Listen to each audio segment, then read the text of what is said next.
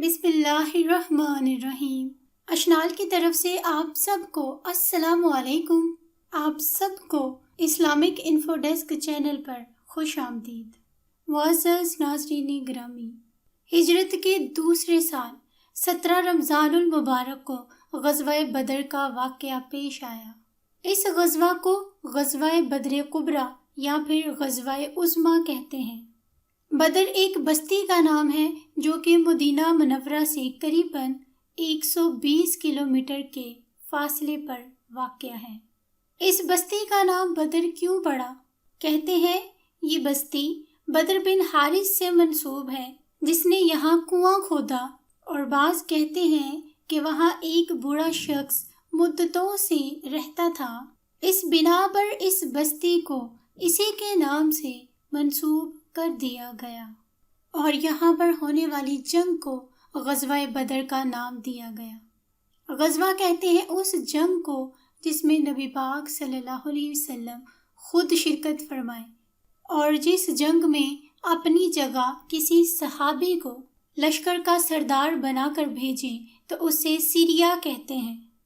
بدر کی یہ جنگ مسلمانوں اور کفار کے درمیان سب سے پہلی جنگ تھی جسے اللہ تعالیٰ نے یوم فرقان کہا، یعنی حق و باطل میں فرق کر دینے والا دن۔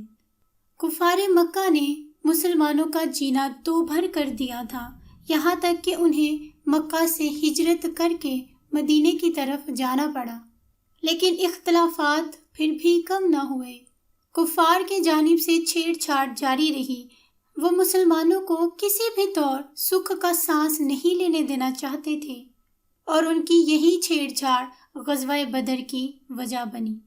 17 رمضان المبارک جمعے کی رات کو حضور صلی اللہ علیہ وسلم بدر کے قریب میدان میں اترے، اور قریش دوسری طرف جن کی تعداد 1000 کے لگ بھگ تھی، اور ان کے پاس 100 گھوڑے بھی تھے، اور کیونکہ وہ بدر کے مقام پر پہلے سے پہنچ چکے تھے انہوں نے اچھی زمین پر اپنے خیمے لگا لیے، جبکہ مسلمانوں کو ریتلی جگہ پر اپنے خیمے لگانے پڑے، اور ان کی طرف نہر کا پانی بھی بہت کم تھا، یا یوں کہہ لیں کہ نہ ہونے کے برابر تھا۔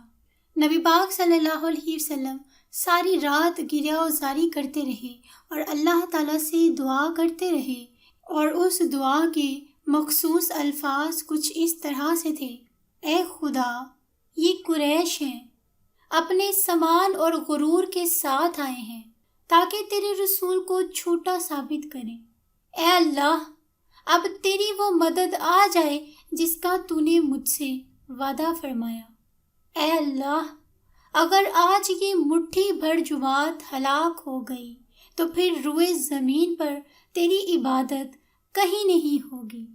نبی پاک نے مٹھی بھر الفاظ اس لیے استعمال کیے کیونکہ مسلمانوں کی تعداد بہت کم تھی، یعنی 313 تھی، جبکہ کفار ان کے مقابلے میں بہت زیادہ تھے، اور دعا اتنی عاجزی اور انکساری کے ساتھ مانگی گئی کہ اللہ تعالیٰ نے اسے قبول فرما لیا۔ یوں تو نبی پاک صلی اللہ علیہ وسلم کسی بھی مقام پر دعا مانگتے تو اللہ اسے قبول فرما لیتا، لیکن بدر کا مقام ایک ایسا مقام تھا جہاں پر یہ مٹھی بھر 313 نفوس اپنا سب کچھ داؤ پر لگا کر اللہ کی راہ میں جہاد کرنے آئے تھے۔ کوئی جنگ میں اپنے چچا کے خلاف کھڑا تھا تو کوئی اپنے ماما کے خلاف، کوئی باپ کے خلاف تو کوئی بھائی کے خلاف تھا، کیونکہ یہ حق و باطل کی جنگ تھی، کفار اور مسلمانوں میں فرق کی جنگ تھی۔ انہیں اپنے اللہ کی ذات پر اس قدر یقین تھا کہ اس غزوہ میں صرف 2 گھوڑے، 70 اونٹ، 6 زرہیں اور 8 شمشیریں لے کر میدان جنگ میں اتر آئے، اور اللہ تعالیٰ نے بھی ان کا یہ جذبہ دیکھ کر، یہ عاجزی اور انکساری دیکھ کر فرشتوں کی مدد ان کے لیے نازل فرمائی۔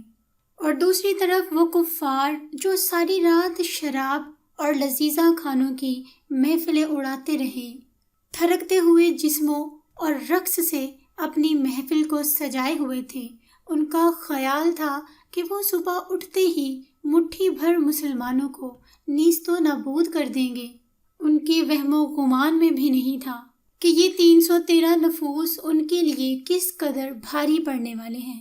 اور اللہ کی نصرت تو دیکھیے کہ پہلے اللہ تعالیٰ نے بارش برسائی، اس بارش کی وجہ سے مسلمانوں کی ریتلی زمین جس پر چلنا مشکل تھا اب بارش کی وجہ سے گیلی ہو گئی اور مسلمانوں کو چلنے میں دقت نہ رہی، اور کفار کی وہ چیکنی مٹی کیچڑ میں تبدیل ہو گئی۔ دوسری مدد اللہ تعالیٰ نے فرشتوں کی عطا فرمائی۔ اگر اللہ تعالیٰ چاہتا تو ایک فرشتے کو بھیج کر ان تمام کفار کا خاتمہ کر سکتا تھا، لیکن اللہ تعالیٰ دکھانا چاہتا تھا اور اللہ کو یہی منظور تھا کہ وہ فرشتوں کو بطور سپاہی بھیجے اور ان سے عادت اور قوت بشری کے موافق کام لے۔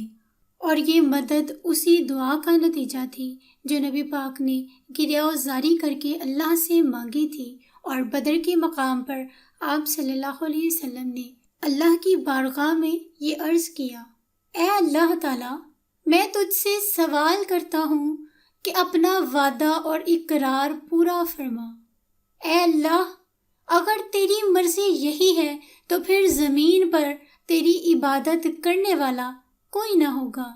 یہاں پر اس وعدے کی بات ہو رہی ہے جس میں اللہ تعالیٰ کا فرمان ہے، اور بے شک ہمارا کلام گزر چکا ہے ہمارے بھیجے ہوئے بندوں پر، یعنی رسولوں کے لیے، کہ بے شک ان کی مدد ہوگی اور بے شک ہمارا ہی لشکر غالب آئے گا۔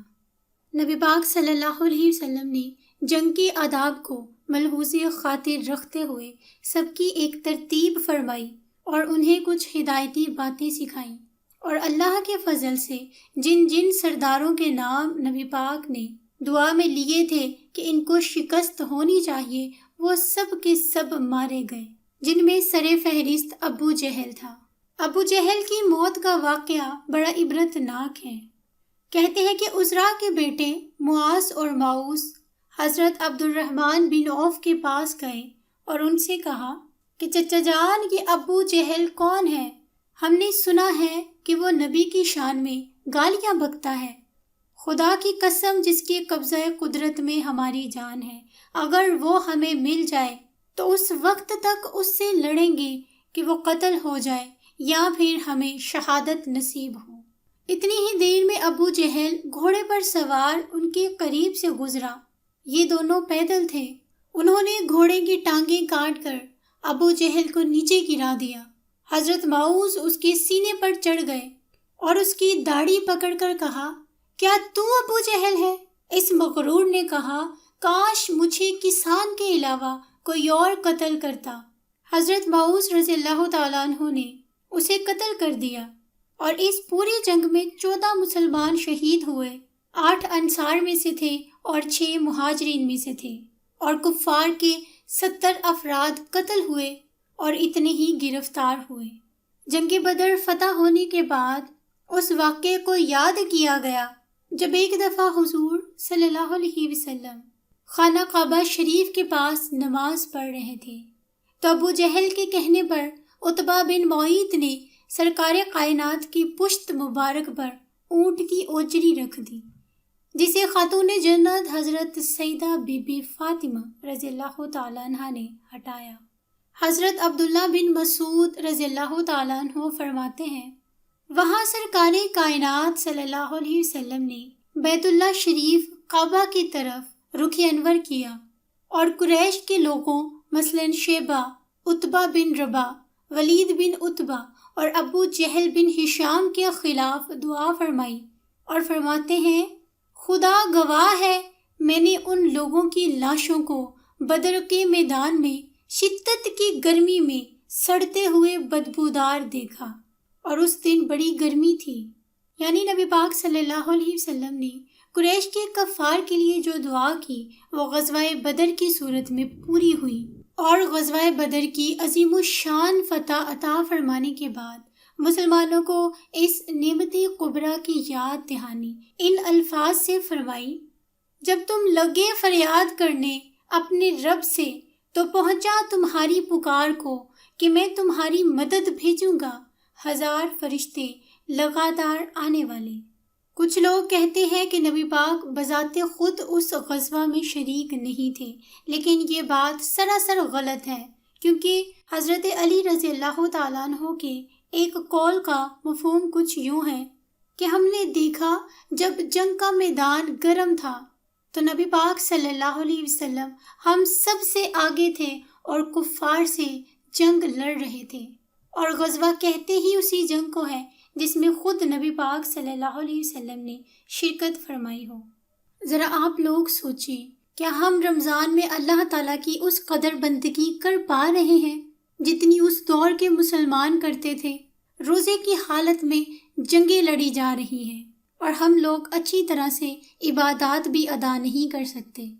ان کے ایمان کی یہ طاقت تھی کہ فرشتے ان کی مدد کو آئے۔ کیا ہم اپنے ایمان کو اللہ پر مکمل یقین رکھ کے جلا نہیں بخش سکتے؟ بس اللہ تعالیٰ سے دعا ہے کہ اللہ ہم سب کے ایمان کی حفاظت فرمائے اور ہماری ٹوٹی پھوٹی عبادات کو قبول فرما لے۔